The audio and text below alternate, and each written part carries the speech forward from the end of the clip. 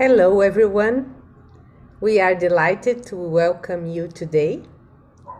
I am Daniela Manoli, board member, sustainability consultant, and the one bringing together Sandra Guerra and Routledge, the publishing house, so the Black Box of Governance would be published in English.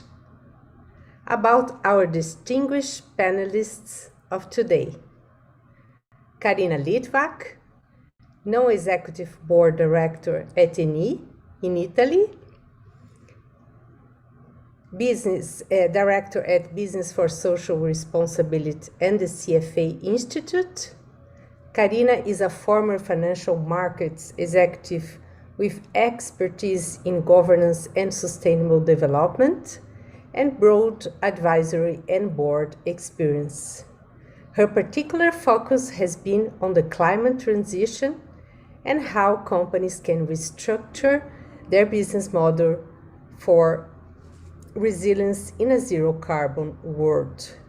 Sérgio Rial, CEO of Santander Brazil and Vice Chair of Santander Brazil and member of Santander Group Boards. He is also a non-exec director at Delta Airlines. Sérgio has a long career as CEO and CFO of companies and financial institutions and membership in several boards, Brazilian and international. Sandra Guerra, author of The Black Box of Governance and A Caixa Preta da Governança, now going to its 4th edition, updated and expanded, that will reach its Portuguese readers in October this year. Sandra has more than 25 years of experience in boards and corporate governance and is the founding partner at Better Governance. I am sure that this is only a tiny part of their roles. We welcome your questions to the Q&A section. Thank you so much, and I hand the platform to Sandra. Thank you, Daniela, and particularly thank you so much for approaching Routledge that made possible that the book became an English edition, The Black Box of Governance, and now is reaching from this week on the international reader. So thank you so much for this. I will introduce briefly the book, so we set the scene for this excellent panel that we have with us today, different perspectives from a CEO and former chair, and to become a chair again, Sérgio Rial, Karina Litvak, who has been an investor most of her life and has been a board director and a consultant also in ESG. So I don't want to get too much time from these vivid discussions that I'm certain that we are going to have. But to set the scene, I will present the book to you. But before I do so, and a book is, it's a team effort. You cannot do a book alone. And if you do, the book will not be the way you would like it to be. So I have to thank everyone in the book. Is a list that you're going to read in the book. The acknowledgements part is a long one because I really want to thank everyone. But for this particular edition in English, I have to thank one person, which is one of the architects of governance, as we know, internationally. And he is a colleague, a friend, an expert, which is Michael Brano, who I know that he is sitting in the platform watching us today. He was very patient with me. He reviewed all the translation, and because of his deep knowledge on governance and board, we have been discussing each chapter, each word that was used in the book. So thank you so much, Mike, for your patience and for your friendship, because only a friend would do what you did with this book. But with further ado, I'm going to select in here the presentation of the book. So. And of course, you're going to have a preview from the presentation that should be, thank you so much. So the black box of governance, boards of directors reviewed by those who inhabited them. And this is a book, and let me share with you that I received mine yesterday. So I'm going to show you later on when I'm not in this position. You're going to have a better view of the book. I'm very excited about it. First of all, why the behavioral approach? Let me tell you that for many years, I've been in this governance road for 26 years now. I have been, very confident that, best practices, training programs, even regulation and self-regulation, although I'm very moderate in regards to my willingness of having regulation. So this would address, and from time to time, we are going to improve governance, and we would work in a safer environment for board directors, for companies, and for all stakeholders. But, I have been witnessing many different crises. In the beginning of the millennium, the corporate scandals of Enron and so on, then the global financial crisis, and many others. And every time everybody would say what boards were doing that were not taking care of all this, right? So with that in mind, I started to understand why boards would not function exactly as the companies and the stakeholders, and particularly the shareholders, would be, looking for these boards to be effective. So that's why I started to research the behavioral approach. And the conclusion that because of the bounded rationality that we humans are, it's part of being human, it's being bounded rational, boards made up of the most competent, diligent, responsible, and committed directors could and can, and we know that they may fail disastrously. So with the behavioral approach, I found that it shows that directors may be hijacked by cognitive biases because simply because we are human beings and we are vulnerable to biases. When besides the individual cognitive biases in a board, we have another layer which is the group dynamics. So individual bias, group dynamics can make the board dysfunctional and deflect the board from a certain desirable rationality. So again, directors can be responsible, focused, capable. They can read the pre-reading material. They can talk to executives between meetings. They can do all the efforts, and even then, we cannot guarantee rational effectiveness precisely because of these factors, behavioral factors that I'm bringing here. So, which I did was departing from academic and market research, and considering all my experience in board of directors for 26 years, I started to research and to study this. And the book was grounded also in 3 different surveys. One of them with 340 directors responding from more than 40 countries in the world. The research that I have as co-authors, Lucas Barros and Rafael Lisa Santos, and we are still working on a follow-on questionnaire to capture the effects of the pandemic. So I grounded the analysis on this material, but I wanted the book to be very practical. So the book brings lots of cases, or caselets as I call in some ways, to bring the real life situations of the board. And to increase the number of experiences and cases, I interview 31 directors and executives around the world. And besides directors and executives, I also talk with what I call the architects of governance, and what I call in particularly the founding fathers of governance as we know it. And among them, I had the honor to interview Sir Adrian Cadbury from United Kingdom, Mervyn King from South Africa, Ira Milstein from US, and also Robert Monks from US. And I am delighted, and I have to say that today we have with us in the audience Mervyn King and Bob Monks. The two of them were very, very helpful in contributing with me with interviews and support throughout the process of the book, and I'm very honored that they are here today.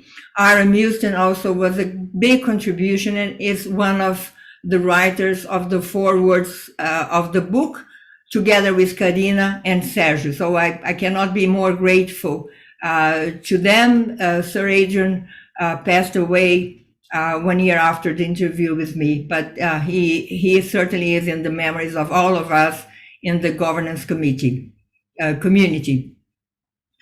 So what we get in the book? The inner working of the board is reviewed in the book by the ones who are sitting in the board or interacting with the board. So the topics are what keeps directors awake at night. We cover the behavioral dynamics, both within the board and in the interaction with management.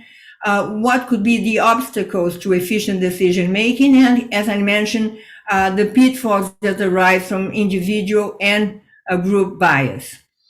These are the chapters of the book. In the first chapter, I cover the board itself and how is the set of the board in different regions and the conditions of composition of the board.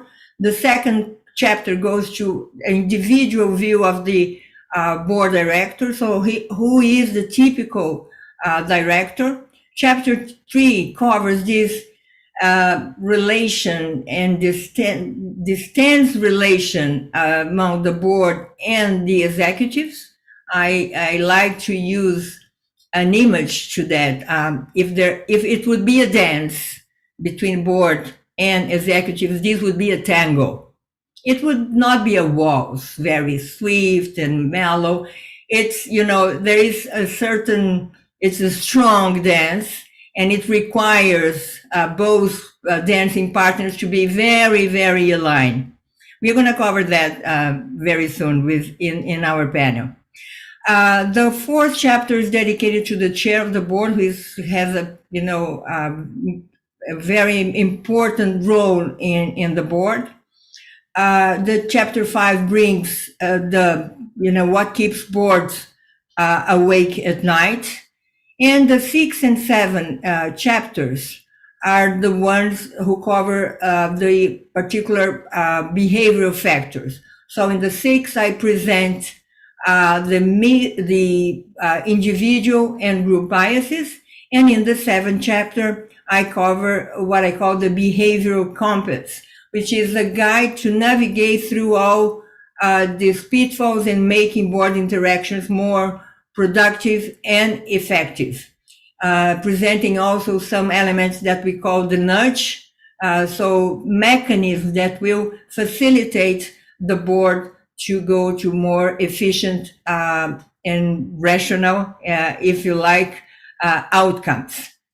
So this is the book, and the title, the subtitle is the book is precisely Board of Directors reviewed by those who inhabit in them. So let's move then to precisely to discover this. I'm going to try to close here the presentation so we can bring to the floor Sergio and Karina to kick off our discussion. And I'm going to begin with Sergio. So thank you so much, first of all, for both of you being here with us today. Sergio, you have been involved in many difficult decisions as board directors throughout the years. Tell me about situations, particularly the ones involving innovation, where boards face the risk of being, let's say, diverted from the best decision by, as we know, the silent biases. Normally, biases are silent. I like to say that sometimes they are haunting the boards. So a case where not necessarily elements and biases were acknowledged and dealt with, and the result was not good. Oh, very good. No, first of all, thank you. Thank you, Sandra, for the invitation. Thank you for inviting me to be part of your book. So I have been extraordinarily pleased to be able to provide some of my experience in the boardroom. I make a comment in the preface of the book, which I truly believe, where I say human beings are not necessarily logical all the time, but psychological. And that applies from the C board level to any level in any organization. It doesn't really matter where you're talking about board or you're talking about management. But your question is related to innovation and how boards respond or do not respond to innovation. And so I would start by saying that I think when we get to a board position, of course, we carry with ourselves a host of experiences that have pretty much shaped the way we consider to be success or not success. So success becomes very much a function of our own experience, as opposed to some degree, us being completely open to also challenge some of the very deep principles about what we learn. The world has changed dramatically. I think that's not in any way news. And the pandemic very recently just accelerated a number of changes. So specifically, I remember very vividly when we at Delta, we were discussing around the sales of articles inside of a plane, whether stopping selling products in a plane, in a flight, primarily international flights, would make a very big difference in customers' views in terms of their own experience during the flight. And Delta was very courageous and continues to be. It's a very innovative airline and tries to really go beyond what normally the average industry would do. I'm very proud of being able to serve the board of Delta. But Delta then said, okay, you know what? I think we better invest our time, resources, and attention to what's coming. And Wi-Fi is a very obvious one, where I think the airlines in general are all fighting to provide a level of service, both in terms of speed, content, and eventually even in streaming to the passengers, rather than what we have experienced over the past years in terms of in and out of a Wi-Fi inside of a plane. So Delta was courageous in basically saying we're collapsing that in-flight service sale, the articles, the perfumes, and the like. You eliminated a certain amount of weight, so that is also providing some true economic value to a particular flight without necessarily jeopardizing a customer experience. And I think when you look today, Sandra, very concrete examples around how the digital world is going to impact and how now the pandemic is going to impact flying, but that could apply to any service industry.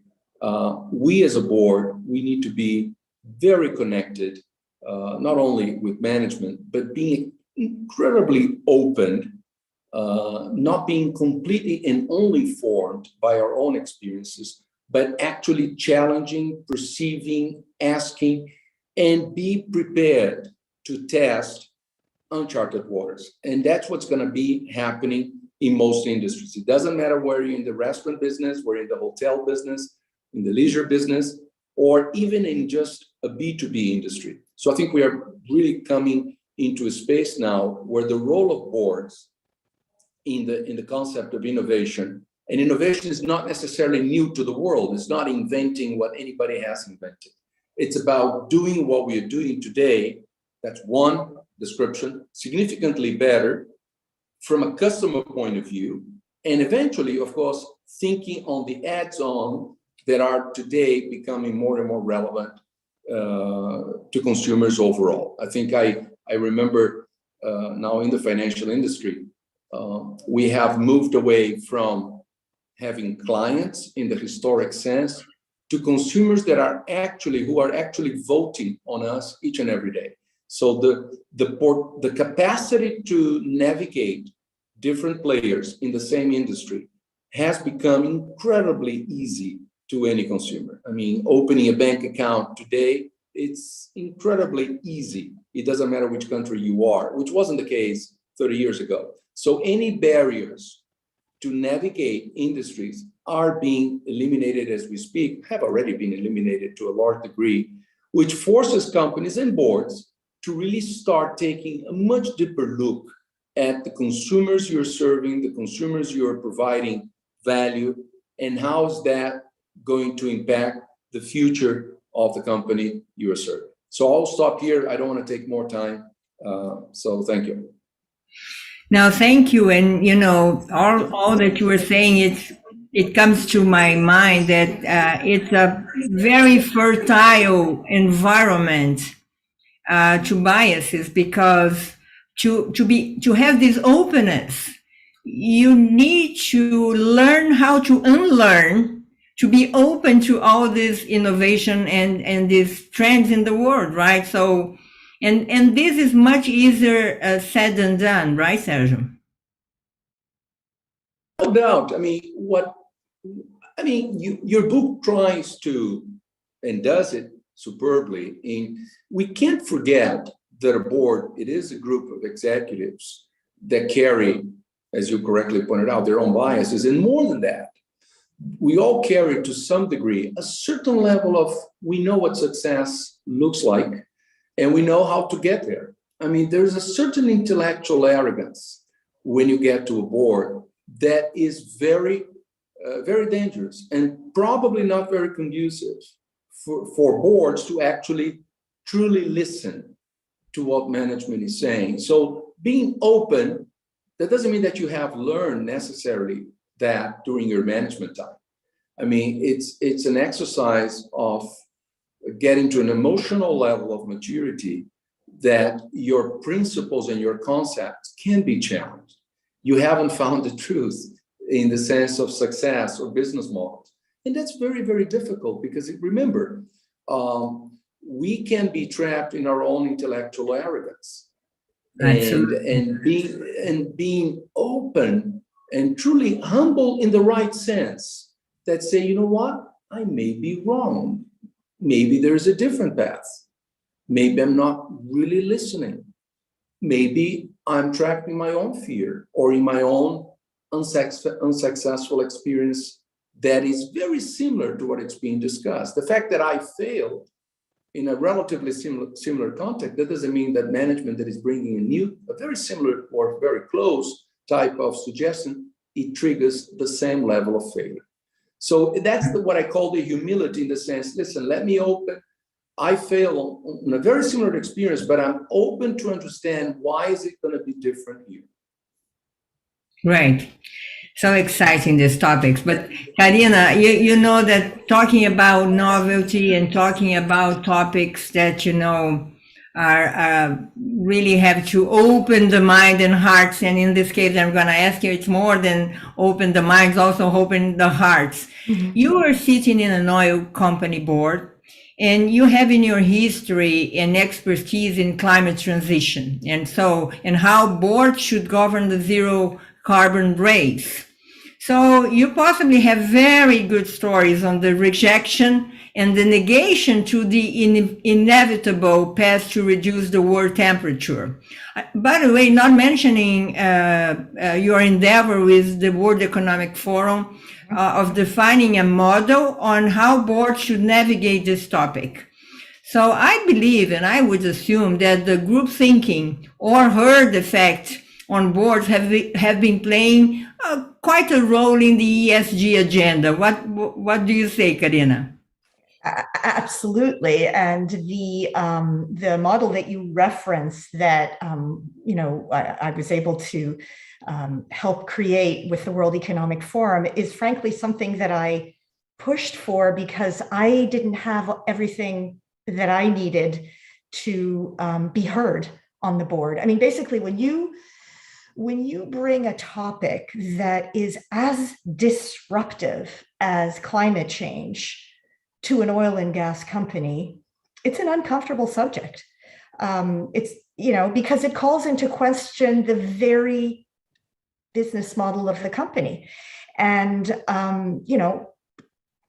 to be quite honest, it took about 6 years, but for the first 6 years or so, I should differentiate between the CEO with whom I had a conversation 3 weeks into my term, who was completely on board, completely understood the existential nature of the climate crisis, and understood that if he did not step out of his comfort zone and do something really transformational, there would be no company at some stage long after he was gone, and nobody would blame him, but he would still have been a contributing factor in the obsolescence of his company. So he got that, but he also got, and we discussed, the complexity of this challenge, because you need to bring everyone with you. You need to bring your board with you, and your investors and your employees, and in our case, the Italian government, which is a 30% investor. And I remember citing to him an example in that very first conversation, 3 weeks into my mandate and his, because he had just been promoted to CEO, where I said to him, look, Lord Brown, who was the CEO of BP, was an incredibly innovative thinker, and he just plowed forward with his ideas and did what he pleased, and did what he pleased, and in particular, drove this shift of BP to beyond petroleum. And many people remember beyond petroleum and with derision. I think it was actually absolutely insightful, and it's just that the world was too slow. But the moment that he had to resign unexpectedly because of something completely unrelated, his successor undid everything he had done, everything. And the board did not stop that. The board that had approved everything up until Lord Brown's departure did not stand up and say, hold on a minute, we bought into this old one, or we bought into the previous strategy, why are we doing a complete U-turn? And so my message to my CEO at that stage was, don't be Lord Brown, right? Get this, figure this out, bring everybody that you need to bring on board with you before you unveil it, because you need us, the board, to be your insurance policy if there are challenges ahead. And that's exactly what he did. And so for 6 years, it was all happening in the background. And meanwhile, I was, dialoguing with him, but also dialoguing with all my board colleagues. And this is where I think the psychology around disruption is so difficult, because, the very nature of disruption is that it's not easily predictable, easily modelable. And so we, and I was serving at the time on this scenarios and sustainability committee, which I now chair. But for 6 years, I was a mere member. And, and the information that we were getting was, the model has always worked this way, and the model has always been relatively successful. And so the model didn't have the capacity to incorporate massive disruption, such as you need to model for disruption when you're talking about a climate transition strategy.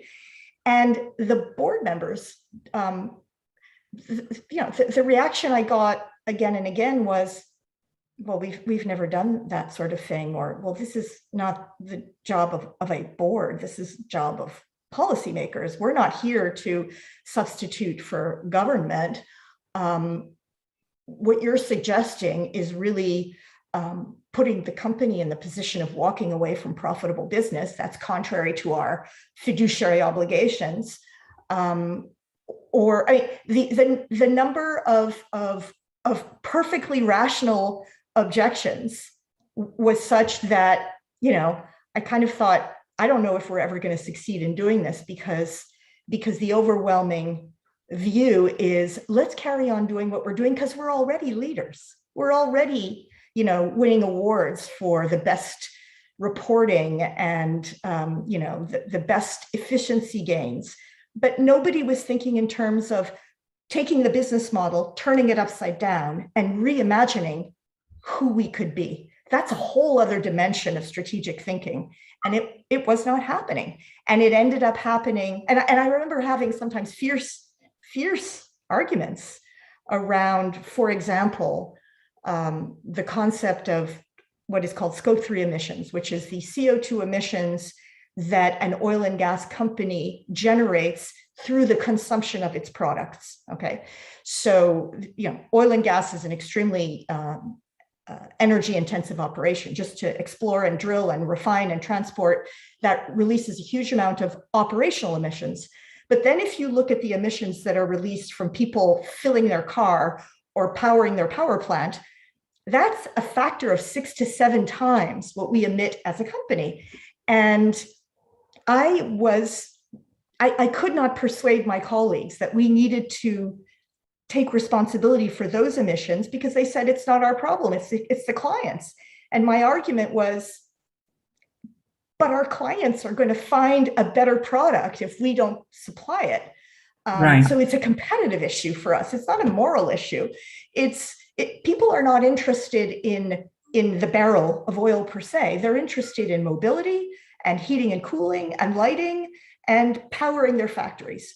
And whether it comes from a barrel or comes from an electron, they couldn't care less. So if someone else comes along with this, with a clean product, we will be out of business very quickly. It's a competitive issue. It's not, and that was the type of discussion that, we were having to have. So I'm very, very excited, by the fact that after 6 years, we did it. We did come out with a really transformational, frankly, radical, and that was the word the CEO used, radical transformation strategy. But it was not smooth sailing. We had people who were obstructionist on the board. We had people who were benignly passive, didn't mind if we did or if we didn't. But nobody, frankly, except me, rattling the cage and saying, this is an existential matter for us, and it is extremely urgent. We must change. And now we've got that. And it's very interesting that you say that, because, sometimes it's very important that you have in the board someone that, take the courage and that, gets all the problem involved in an idea. So you have to have a very strong understanding and conviction about the topic to go into this kind of battle sometimes until the others will start to open their minds to or innovation, or this is innovation as well. But let me move to another topic now, because, it's interesting that Sergio, if you recall, I think that when Sergio opened his mic, there is an echo. I'm going to close right after. But Sergio, you will recall that when I interviewed for the Brazilian book in, I believe, 2015, you were the chair of the board of Santander. When I was launching the book, you became the CEO of Santander. Now we work together, and you wrote the foreword, you were the CEO, and when the book is being launched, you announce that you will succeed and you will be the chair of Santander board. So, I think that my book's productions pretty much is in pace of your movements in your career. I want to talk precisely about the question of succession in boards, and you are very well positioned to talk on that. This is a very sensitive issue for boards, and to the ones who have to prepare the succession and prepare the plan for his or her succession. And this is not necessarily a field where rationality prevails, although it's intended to prevail.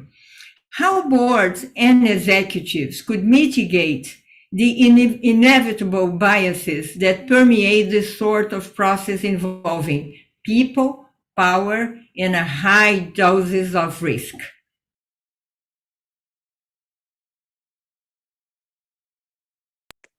No, thank you. This is probably, if not the most important, one of the most important functions and tasks of a board, which is to plan succession. In my case, we were surprised with a very personal decision of the CEO at that time And it's not very uncommon to see within the board, which is not ideal, but within the board, a possible path towards what I would call a succession that was created surprisingly, which happened in my case. So I certainly went to serve as CEO of the company. I did that for the last 6 years. I'm going to be completing my tenure at the end of this year. And then I come back to chair, which there are pluses and minuses for all that sort of migration, no?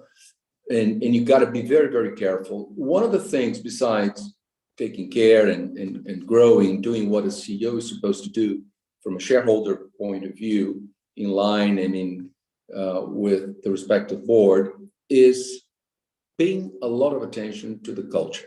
I find that there's nothing more important in terms of legacy of a CEO besides, of course, performance is a given. If you don't have it, you probably can't sustain your position as CEO. But performance goes much beyond the numbers. It's really what you're able to create with a group of individuals that will make that particular company not just seeking to be different for the sake of being different, but really creating a competitive edge relative to the industry you're operating. And I absolutely believe the culture is a big differentiator. And I also think boards tend not to take enough time to understand the cultural fabric and the evolution of the same. By understanding the culture and understanding what kind of competencies and new skills and everything that is happening as the world is changing, and you've got to incorporate in the company's culture, that's where succession starts. And it's very common when you're a CEO, and I think we've seen that historically in many large companies, you have the classic, just high-powered individual, strong views, strong desire to accomplish, to perform. So the flexibility or the openness of succession normally from a CEO needs to be stimulated by the board. A very good CEO, of course, and that's most of the case, will think from day one about his or her own succession as he continues or she continues to evolve and continues to perform. But it's not that natural. Because it is not natural, it is up to the board to constantly be attentive to the potential candidates internally and externally, the classic work of a board in terms of succession. But the real piece that I find it to be intriguing is how much do you want to change with the new CEO coming, particularly when you are in a board where the incumbent CEO is so successful. Because changes of CEO where you do not have the desired outcome is not very difficult. When it becomes difficult is very successful CEOs. And how do you ensure that success with a certain degree sometimes of change, because the world has changed. Consumer insights, CRMs, technology, channels, distribution models have been changing as we speak. So how far do you go in that change in order not to, of course, jeopardize what has been accomplished so far, but definitely creating a different path to the same sort of growth, but perhaps with different edges.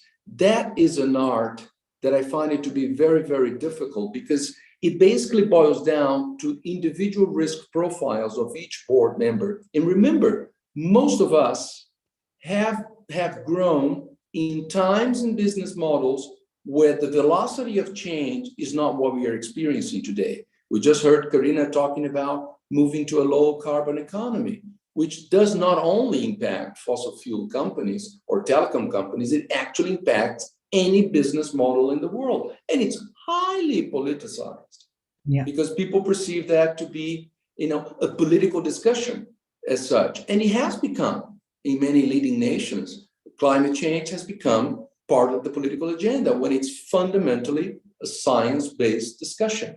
So all these new variables that are coming into stream, and it's right coming into the board, many of us haven't really been exposed in the past. And when we have, we've been perhaps less sophisticated in the way we would deal with these sort of issues, as opposed to have a much more complex thinking process around the complexity, the unintended consequences, and the multiple stakeholders today around the table that are far more than the classic shareholders, society, and the employees. I think the world has tribalized itself.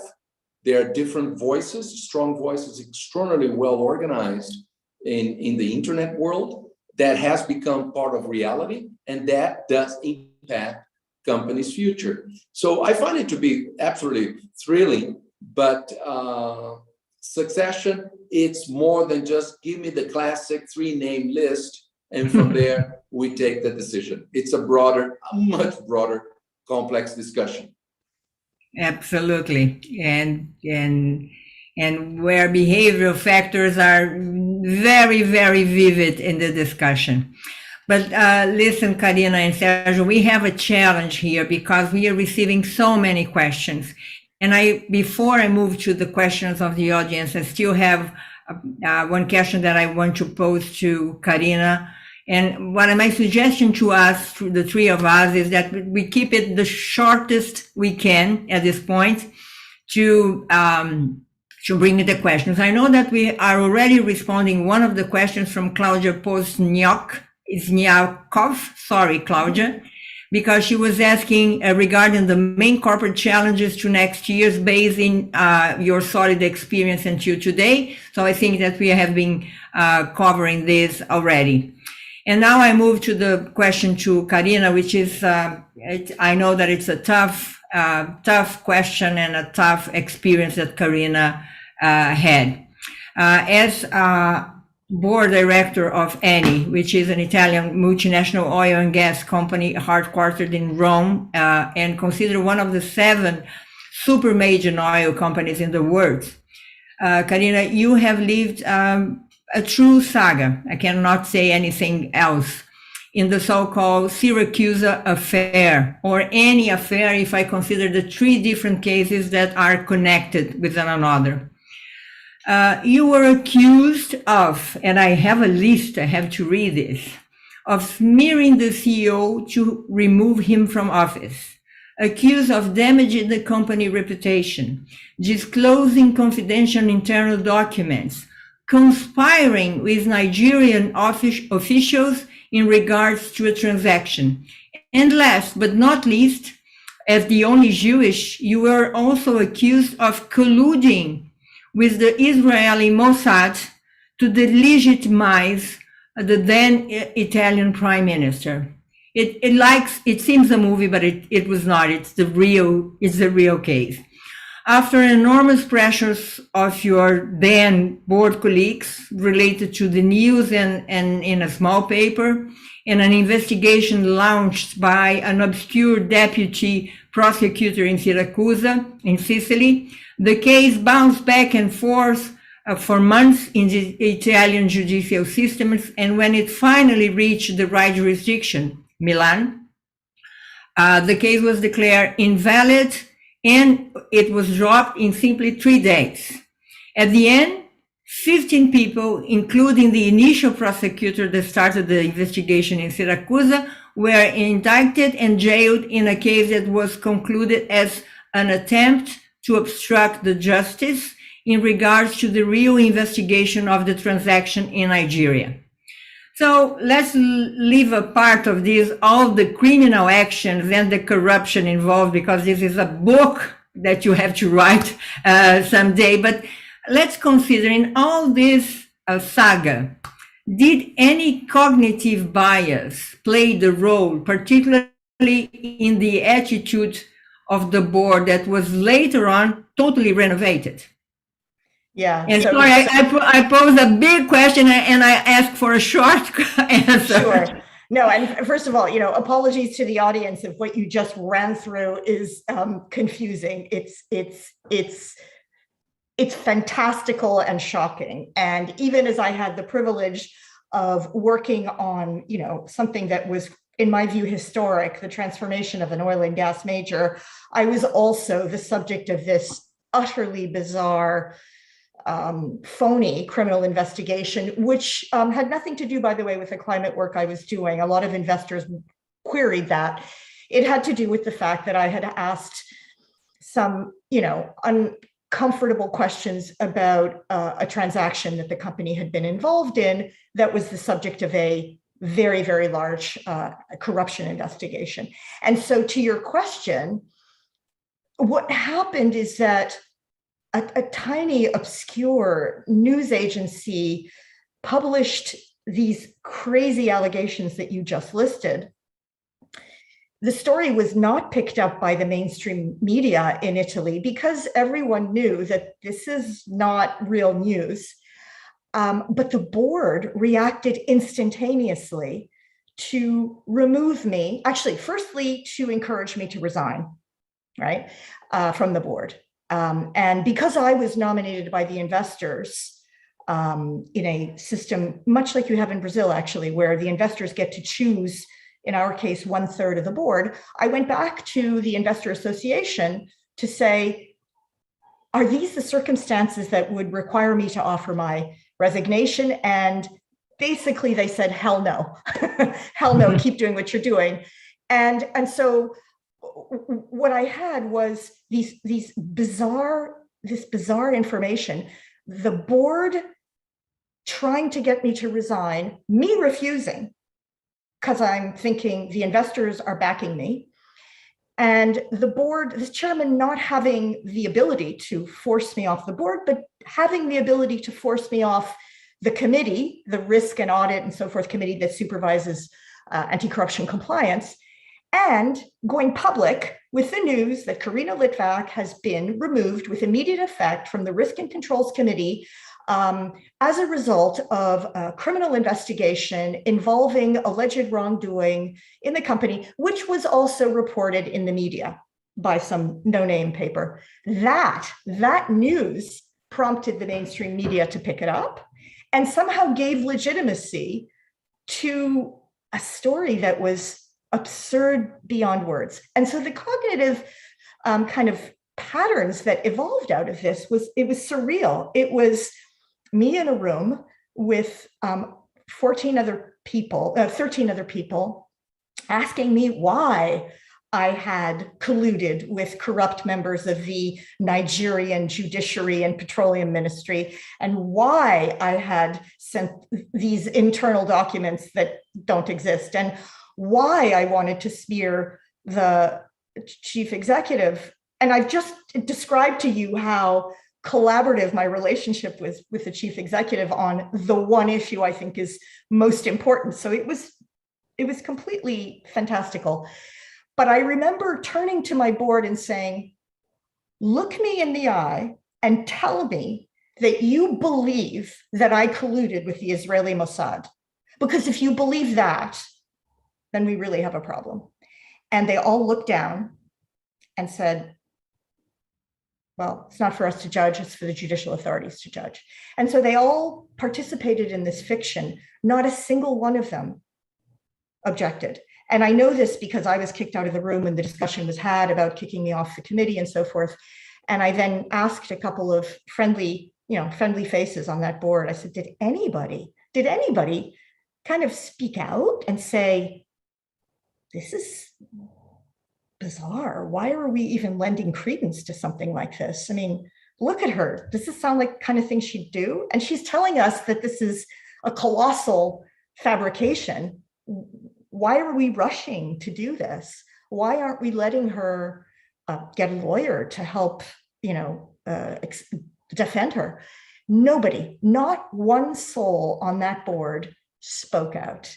And that to me is so revelatory of the dysfunction that can happen in a group of people. I mean, we were talking earlier about how boards are made up of people, oftentimes very successful, but intelligence and experience alone are not sufficient to have a board behave in a way that has integrity and courage. And it took a certain courage for somebody to say, hold on a minute, this is nonsense. Why are we even talking about this? Can we get back to the business of the board? Not one person, not one. Yeah.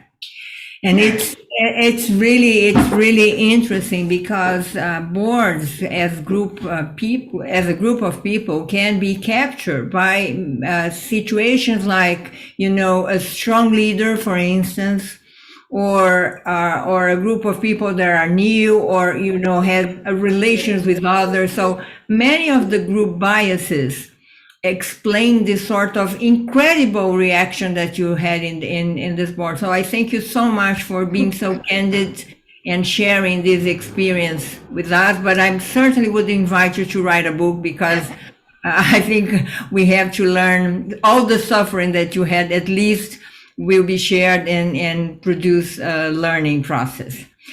Let me say that I'm going to kick off now the questions, and we have to be even shorter because we have only 8 minutes.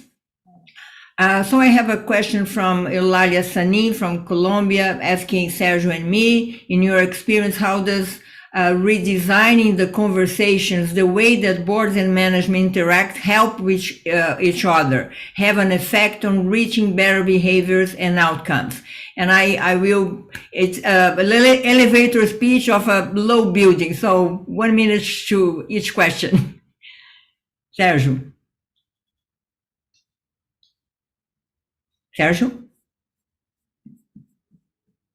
Can you check? Possibly Sergio is not listening. Okay. Go ahead, Sergio. Sandra, I had problems to listen. The connection was not very good. Can you repeat the question? Can you repeat the question, maybe in a shorter version? Sure. How does redesigning the conversations, the way boards and management interact, can be more effective, reaching better behaviors and outcomes, the interaction boards and management?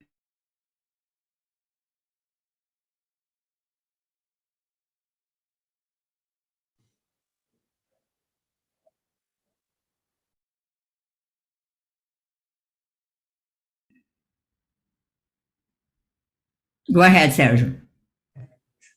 Okay, so I think can you hear me well? Yeah. Okay, so I have a very relatively simple principle, Sandra, which is the role of the board is to understand rather than to be understood. So it's to really seek to understand truly with keen interest and the right set of questions. I think the magic and the art of a board is to articulate the right questions for the discussion in question. So I would say, seek to understand, don't try to be understood, take the time and the energy to really ask the right set of questions, which should never be threatening, not questions to ask to kill, or questions that management clearly sees that there are embedded biases in the potential outcome in terms of answers. Thank you. I have a question from William Frater saying that he's very interested in behavioral elements of the board. And he asks, why do people become board members, face the conflicts, liabilities, and challenges and time commitment? It's personal gain, ego, duty, altruism. To what extent are these individuals' motivations determinants of the culture and effectiveness of the board? Karina, can you tackle that? You are on mute. Yeah, sorry. Yes, thank you. That's such an insightful question. Look, I think that particularly for the largest companies that are, really iconic in their countries, there is no doubt that there's an element of prestige that's associated with serving on the board of such a company. And if that is the dominant motivator for getting on the board, as opposed to adding value, really making a difference, then yes, you're going to get people who play it safe and whose main goal is to be renewed.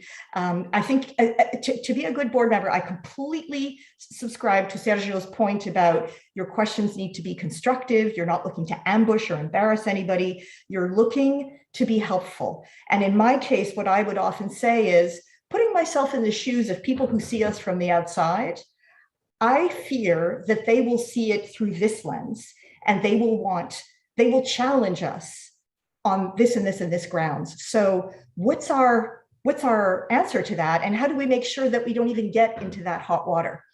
And to me, that's how you add value. But if your goal, if you're concerned about that being risky, I mean, basically, I think to be a good board director, you have to be prepared to take risks, and even if it means not being renewed. In my case, it was terrifying, but I think it's still really important to have that level of moral courage. Tell me about that, Karina. I understand you very well. I have a question here from John Lukomnik from USA. Hello, John. Do you find the use of personality tools like predictive index or Myers-Briggs helpful in understanding the behavior tendencies of board members and of the board overall, particularly in seeking new board members? I would say, John, that every tool used to better understand individuals and the group dynamics are good.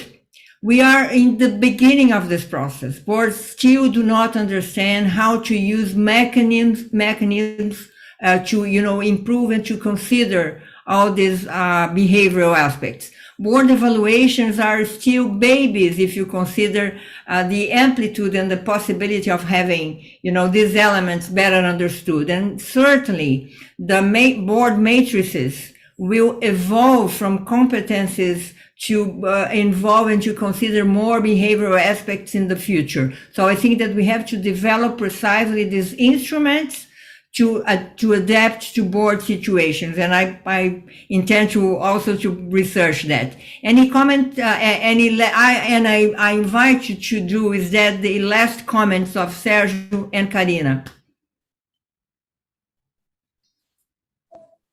No, I fully agree with what you just said. I think you need to truly understand why you're there. What's the purpose besides, I think, what Karina so well explained around the prestige. I mean, depending on the name you're talking about, what's the reason for you to be in that board?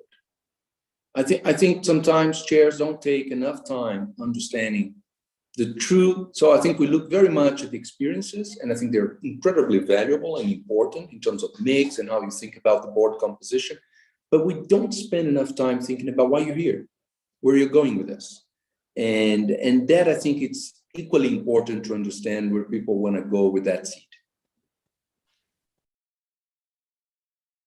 Karina, your final comments. Sure, I'll just add a memorable observation that was made by the chairman of the board of actually a medium-sized Italian company once at a conference. He said, look, I can teach any director, facts. I can impart technical knowledge, but I can't teach them values and courage. And that's something you either have or you don't. And that's what separates I think the noble directors from those who will just fit in, even if they, in their conscience, disagree with what they're supporting. That's a very, very nice thought for us to end this discussion. I'm very, very thankful for you both, Sergio and Karina. Thank you so much. I would like to thank the audience and respond for one of the questions about the book. What this book, and I promise to show you here the book, what this book has new in regards to the last edition in Portuguese. The book was totally updated and expanded. So many concepts, including Sergio, who was writing the foreword in the Portuguese edition, renewed totally his foreword, incorporating a concept, the pandemic situation that we are living, incorporating the racial issues that, increase the awareness for diversity. So the book was updated, new interviews. So it's kind of a pretty much updated book than the one. So let me only say to the Portuguese readers that wait for a second, that in October, the 4th edition of A Caixa Preta da Governança will also reach the Brazilian and the Portuguese markets. So with that, thank you so much to be with us. I thank the audience. We had over 300 people registering from this webinar. I'm very excited with all this. Thank you so much. And I see you, and I hope you enjoy the Black Box. And thank you. Thank you so much for having us. Thank you. All right.